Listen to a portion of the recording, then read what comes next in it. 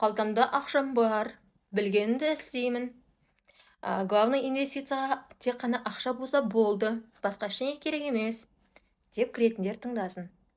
Сіздің миллиард ақшаңыз болма, миллион ақшаңыз болма, это не важно. Тіпті $10, $100 ақшаңыз болма, это не важно. Сіздің инвестициядан табыс табуыңыз ол тікелей біліміңізге байланысты. Никак ол нәрсе ақшаға байланысты емес.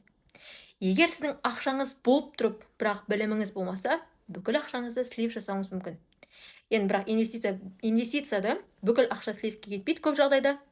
Көбінесе жаңағыдай 20%-ын, 30%-ын жоғалтады, немесе кейбір жағдайларда, енді худший жағдайларда 50-60%-на дейін жоғалтып жатады. Ондай ситуация ақшасы бар адамдарда болу мүмкіндігі бар.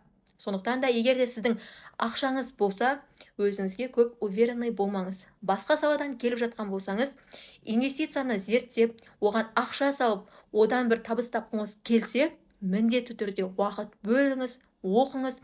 Қай жерде инвестиция туралы айтылып жатыр, қай жерде нақты факторға сүйене отырып аналитикалық зерттеулер жүргізіп жатыр, сол ортаға барып қосылыңыз, солармен бірге белгілі бір ойыңызды дұрыстап инвестиция бойынша қалыптастырып, содан кейін ғана кіріңіз. Егер олай кірмейтін болсаңыз, извините, ваши деньги просто профукать етесіз да.